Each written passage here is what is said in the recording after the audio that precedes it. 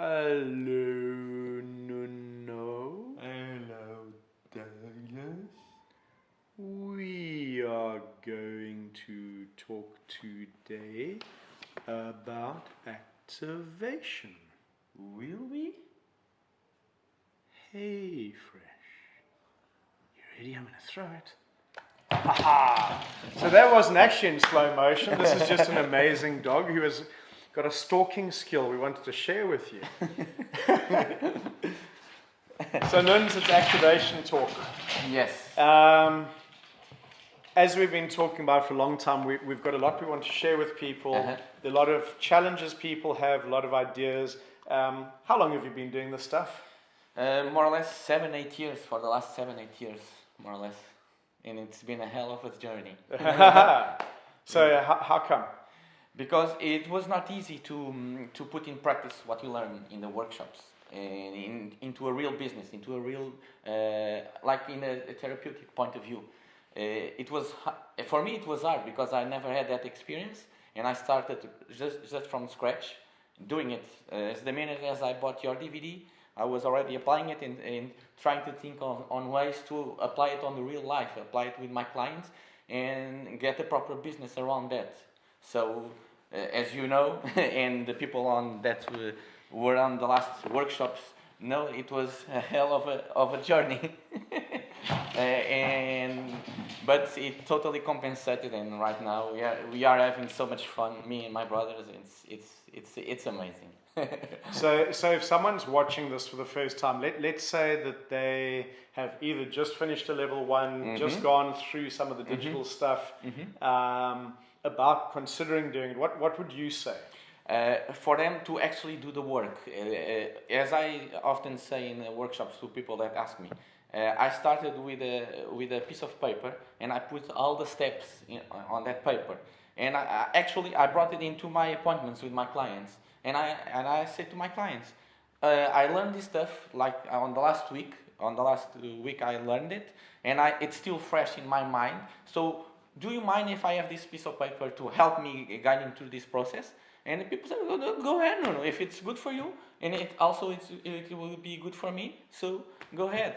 And so with that, I had the confidence to actually do the proper work without being afraid of missing something or actually not doing a good job or not having results. I like that because you found a way to bring it to your clients. And something we always talk about is you have to be quite brave to just say to your clients, crazy course, crazy work, but I saw some amazing things, I felt some amazing things, and you actually just have to be brave enough to just go and do it. Yeah. And haven't we found, because you've assisted me on probably almost 20 workshops in the last 7 or 8 years, and we find that the people who have the greatest success are the ones who just went, I actually don't know what I'm doing, but I'm going to start anyway. And you start to realize how the clients actually become your greatest support base, because they're so excited by what you've learned, but you have to be brave enough to do it. Yeah, for sure. I totally agree with that, and I felt that as well. So the jump right now into the process, put like a thing that works with you in order to achieve what you want. It's activation, and with that, just work. It's what I did, and look at where you are now. Right now, we are seeing a lot of patients. Me and my brothers already have 3 studios running. It's a full business, and it's so good, and I'm thankful. It's really a blessing. And so obviously that we're in this place now that you've found yourself, or you might want to throw the ball or give it to me. Come, my little stalker. So you find that once you've found your success, then you reach that phase where you've said to me, it's time you really want to step up and share more of it. Because first you have to own your own success, and then you can actually share with others. Yeah, for sure. So if you were to tell us how your business looks at the moment, because you said you and your brothers, now I obviously know how it works. Yeah, for sure. When you and I first met, you were a trainer. Yes. And then what did you do in order to allow yourself the comfort to be able to do the work without anybody asking questions? Because I think that's a good start. Yeah, that's a good start as well. So my first degree was on training, coaching, and I started on personal training, having my clients doing work on their body and helping them achieve their goals. And when I met Doug and Be Activated, that right there made totally sense to me, and I knew that was that I wanted to work with. But in Portugal, in order for you to touch people, you need to have some kind of license. And unfortunately, the Be Activated wasn't recognized in Portugal. So I had to do a degree on osteopathy. Well, you chose to do that. You could I also have done something like massage or something that gives permission to touch. It's not the same because we need the receipts, and because of the VAT and stuff like that, it's different osteopathy from massage therapy. It's different. Okay, so it's just, but that in Portugal is the best way to have done it. Yeah, that or being physio. But by the knowledge of the body, I choose osteopathy. Awesome. So I did the degree on osteopathy in order to be totally.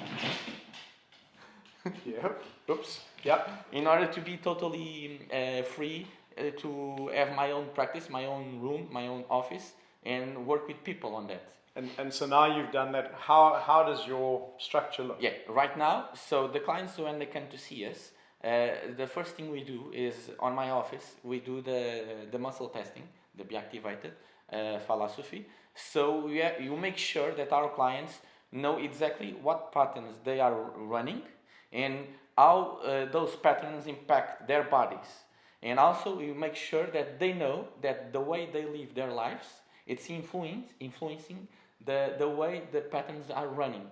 So after they acknowledge that, they are prepared to start training and to start movement. Right. So if I'm hearing you right, the most important part of it, really at the start, is hearing your client and letting them understand what they're doing, and then how what they're doing in their world is impacting on them, so that when they understand it, they can then choose to make changes or not.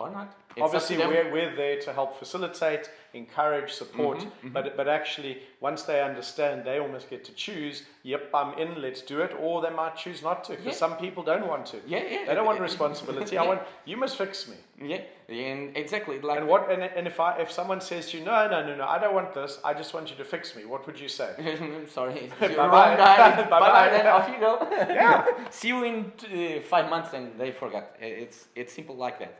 But when people commit, and that's one of the cool things we have on our business, when they start to train, right now we don't have any kind of monthly payment, any obligation, any contract, nothing.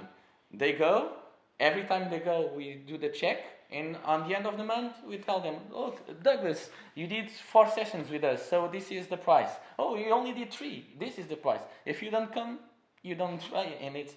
So we always say this. We only want people that want to work with us. That are committed. Yeah, of course. And I believe, from experience, that is the only way you get results. And do you know that Fresh only wants someone holding the ball that's going to throw it?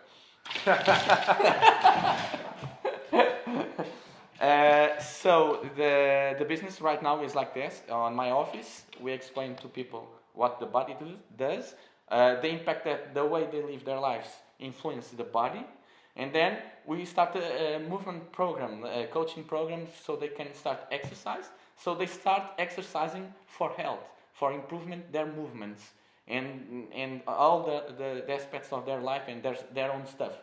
And after that, they can move on to better exercise, more complex, some kind of objectives like losing weight, building muscles, anything they like. But first you have to get all the things, the reason why they came in the first place. I have pain, I can't sleep, I have... What are the kind of things you're seeing in your practice now? Right now? You want the ones with the jokes, or... No, not yet. The common clients. The kind of things that you're seeing right now. Yeah. Right now, it's actually we are getting some zeros more than expected. Yeah. And we can see right now the instability in all the world. The pressure is so intense. It's everything moving so fast. And I think that's what we all have kind of lost sight of.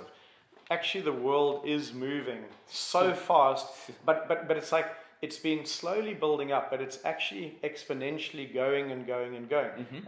And you know, for years we've been saying the body wasn't designed for this much stress and this much kind of information and input coming in all the time. But actually it's just increasing and increasing at an alarming rate. And so people are living in overwhelm. And that's why we're seeing so many more zeros. Yes. And that is what's interesting.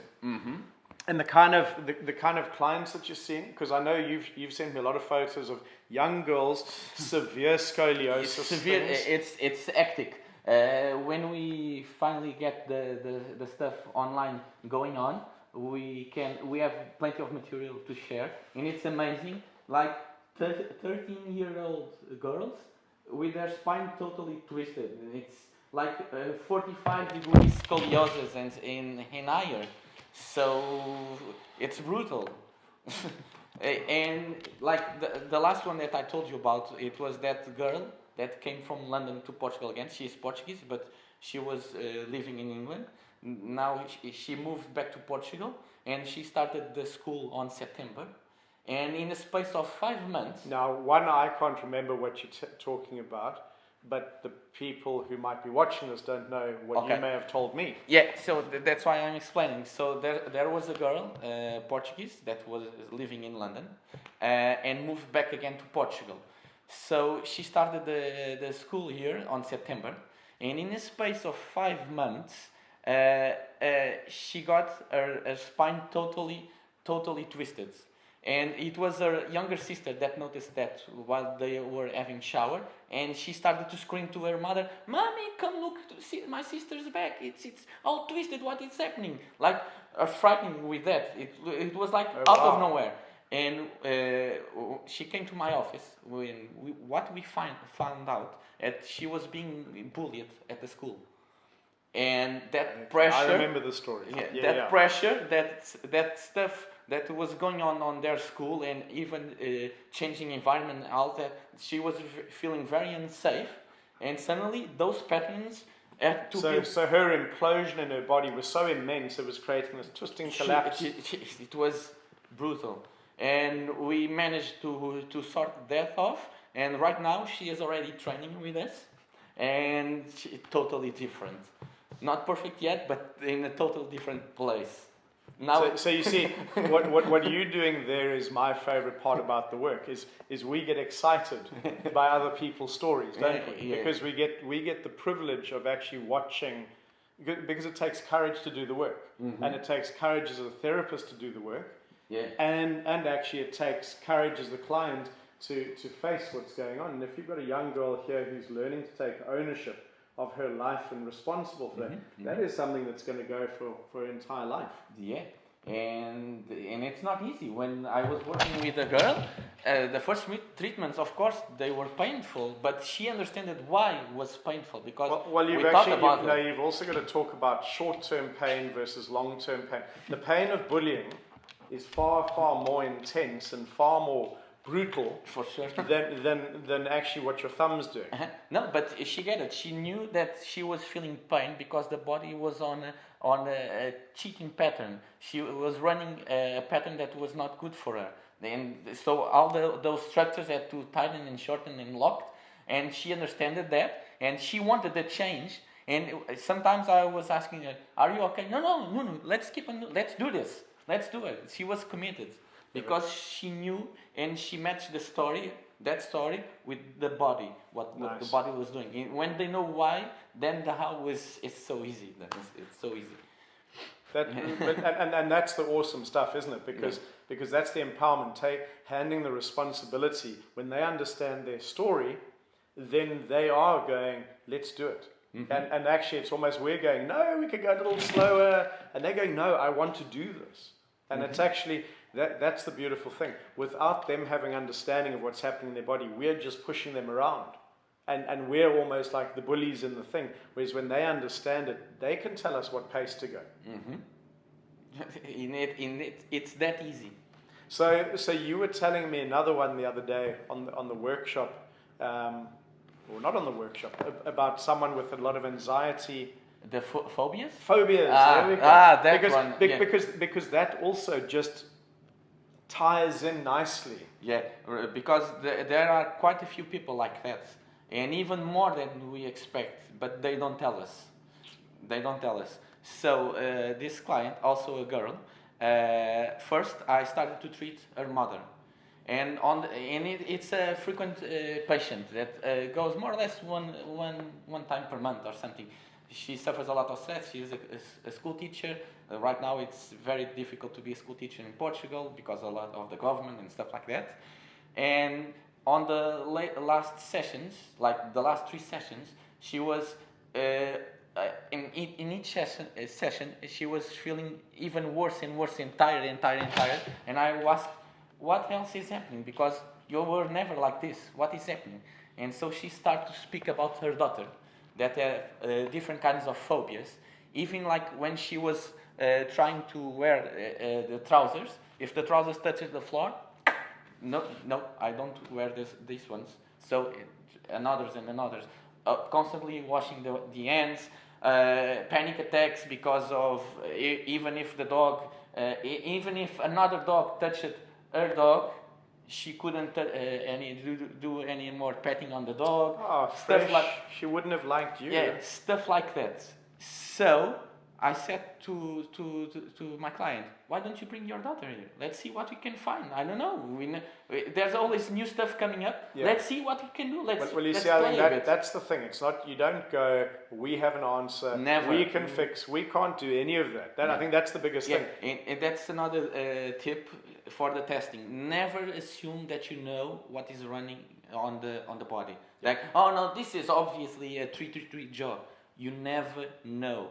And later on, like we have so many discussions, it can shift, it can change, even from sitting to standing. We never know, so we always need to test. Yeah. It's always about them. Yeah.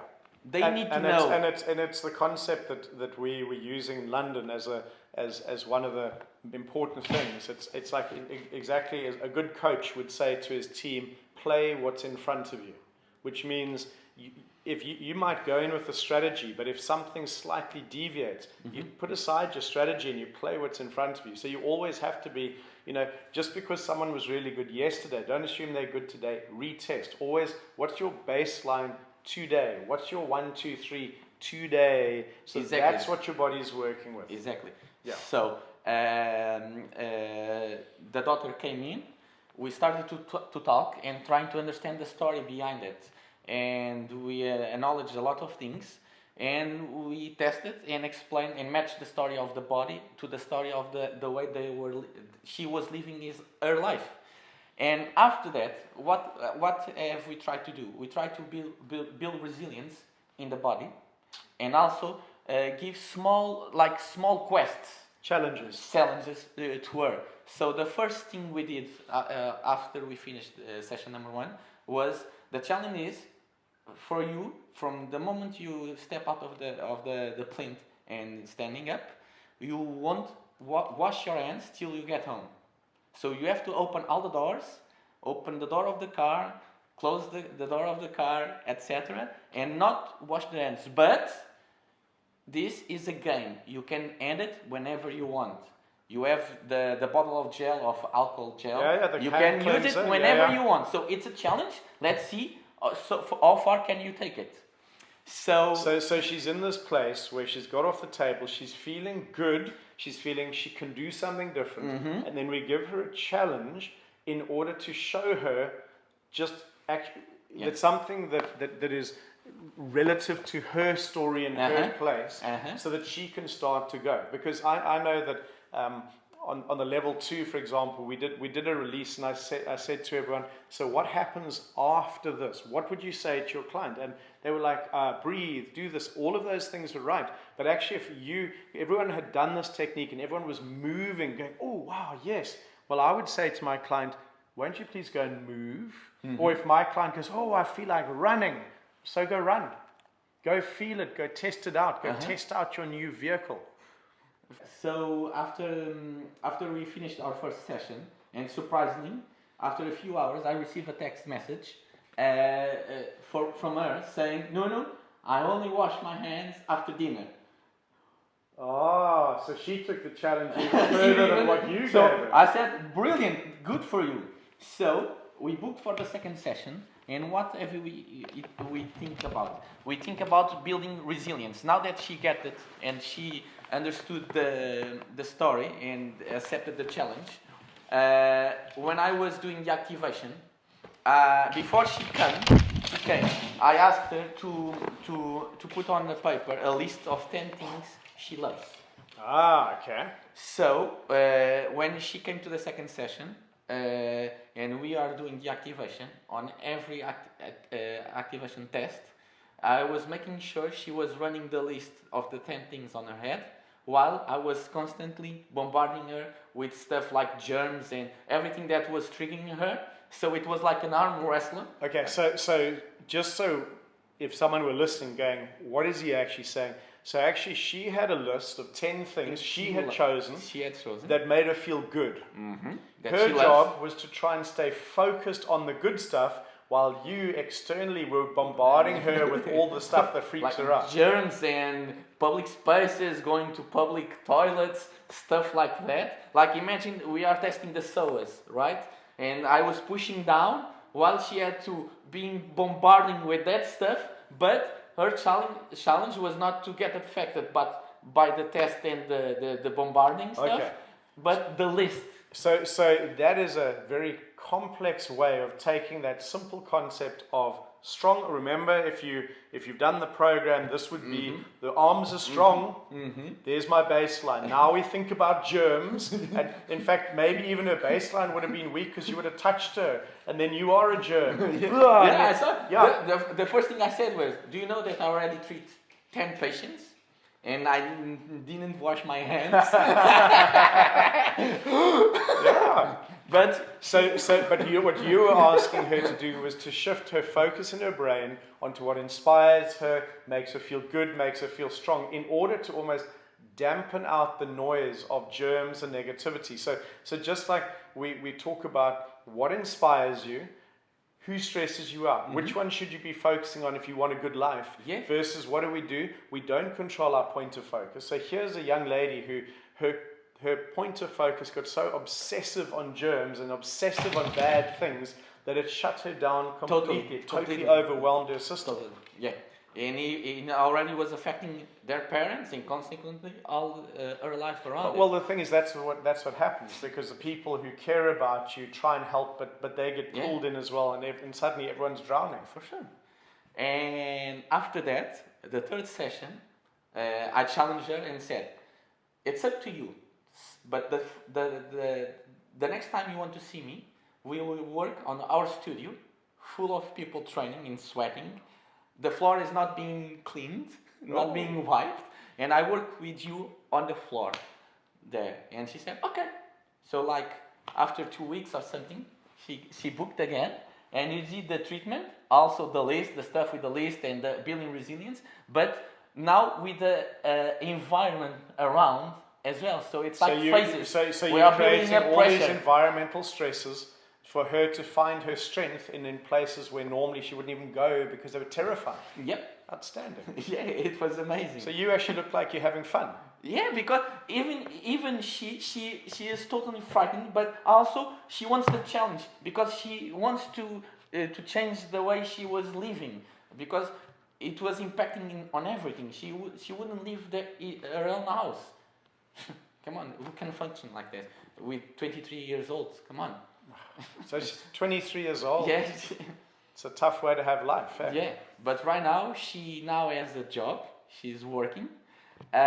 She is training with us, with a group of people sweating all around her. They might even bump into her. Yes, sometimes. And their parents are thankful because of that, because it's not perfect yet, but her daughter is functional. She's living. Yeah, but you see, Nunes, I think for me what's exciting about that is we're in the world of creating possibilities. It's up to the client to step in and take ownership, because it's still always their process. The privilege that we get to have is we get to share those stories with them and be part of that, create the environment. And what I like is how many of the principles you've taken and used them in all different ways.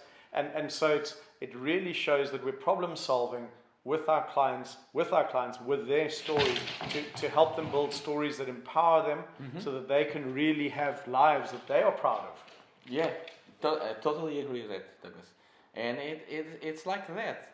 It's like surgeries. People that go through surgeries, like hip replacements, knee replacements, stuff like that, and still have pain and still have stuff. Yeah. How frustrating is that for them? Yeah, and they came and... Because what does the surgeon go? I did a good job. Yeah, the surgeon's it's perfect. Or sometimes they say, well, we have to do another one. And often, like last month or something, a patient that went to a surgery on the foot, and the doctors wanted to do another one. She couldn't walk on the sand, lots of pain. She couldn't even do like a squat because she didn't have a range of movement on the foot. She couldn't, so she could like squat like till this high or something. And she asked for my opinion, and I said, I don't know. What I can do is show what we do and do it, and after that, let's see what happens. That's always like that, because you taught me that. It's no expectations, just do the work, run through the principles of the body. You guys have all the knowledge, it's all there, and it's so simple. That's why sometimes it's scary. And sometimes it's almost frustrating. It can't be this simple. Come on, like 3 points, and the person is totally different. Actually, come on. I remember doing a program in Chicago once, and a guy who'd qualified as a chiropractor about a year before was so angry at the end of day one he didn't come back. Do you know why? And when we got the why he didn't come back, he was so angry because he owed over $200,000 for his chiropractic fees, and he was going to be paying off those loans, and he literally was so angry that those answers could be so simple. And you feel for the man, but it is still quite funny. But I do that too sometimes. I go, there's no how are we just being how's that possible? Come on. I'm a magician or what? It's not possible. But all it shows us is that the body works on the idea of when you do the right thing, the body responds immediately. Did you saw that? What is this? Give me the bottle. I don't know if you got that on the camera, but that was exceptional. All on head, rolled off, and fresh. Just like, come on. You are a gifted puppy. Yeah, you see, now you know you don't want to do it again. You're going to have to come over here. Come over here. So. But that patient, we worked. So we found out that she was running a 3-3-3 leg. Of course on she that was. Foot. Yeah. So we managed to work around that pattern. That pattern, and suddenly she was walking with no pain. Literally no pain. Like after 20 minutes. But no. How is it possible? I don't know. And she said, no. And what about now? What will I say to the doctor? Don't ask me. You have to say, what are you feeling? If you are feeling no pain, tell him that you are no pain anymore. Maybe you can delay the surgery or Tell something. him what an amazing surgeon he was. You obviously don't need the surgery anymore. Make him feel good. But that's the outcomes when you have no expectations and just do the principles, and they are so simple. It's just 1, 2, 3. Who is doing the sewers job? Is it zone 2 or zone 3 on the leg or in the arm? Is it the jaw? Is it a 0? And why is it doing that? And after that, it's off we go. Easy. Yeah. Easy peasy. Yeah. And that's why it's fun, actually, because if it was too complex, you just get lost in it. And I think the challenge that we have, and we almost want to say to people, it's a very simple, it's very complex, but it's actually very simple. And if you can embrace the simplicity of it, yeah, because then you can bring complex in later. Yeah. When we talk with each other, we can turn this into a very complex conversation with very variants and stuff like that. But we cannot forget that this is about our clients. And if it's about them, you have to have their language, not our language. Well, you have to have the honouring and respect of your client, the person you're working with, that you are going to try and understand their language, not do what we are trained to do. Of course. We speak our language, and most of the time they haven't a clue what we're saying, and they are lost and overwhelmed, and then we wonder why they don't do what we ask them to do. They didn't even know what we said. Yeah, sometimes this is a true story. One time, I asked to a client to rate his pain from 0 to 10. So I said to him, "So John, from 0 to 10, how much pain you think you have?" 0, 1, 2, 3, 4, 5. He was counting, and I made a simple question, and he couldn't respond to me. He heard count from 0 to 10 instead of rate your pain.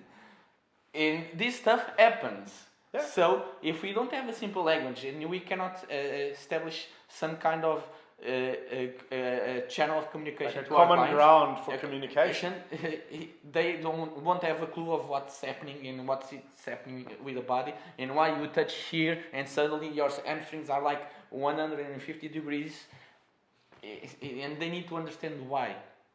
Right? Wow!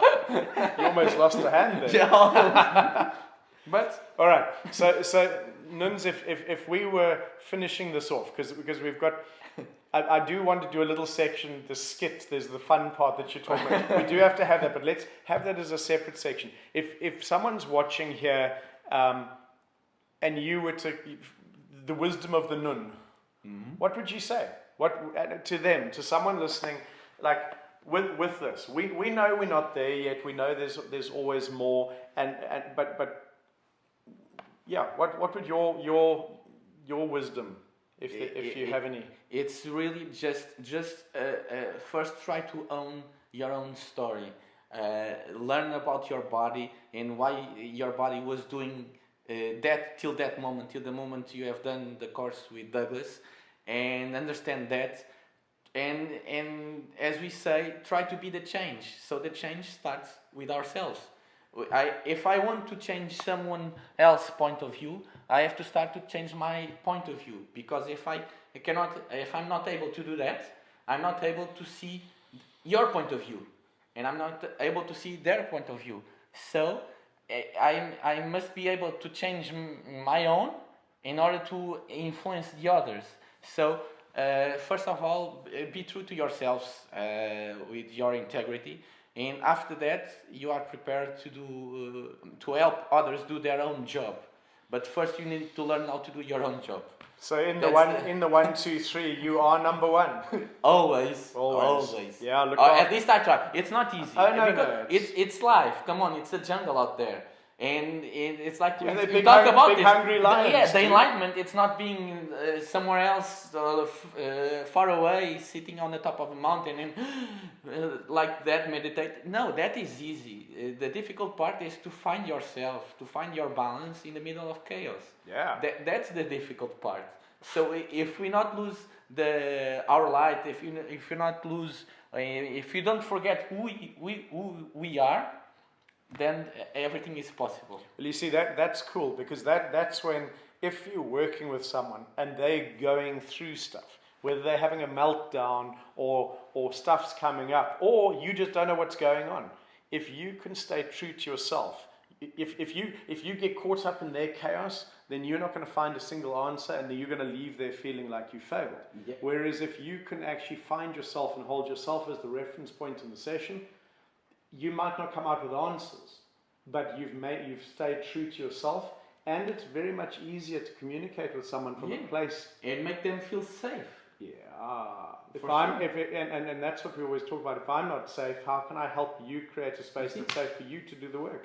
Of course, if you are not safe, you never feel confident, so you never transmit that to the others. So come on, if you're in a place of fear, so what's the one line? What's your one line? Be the change.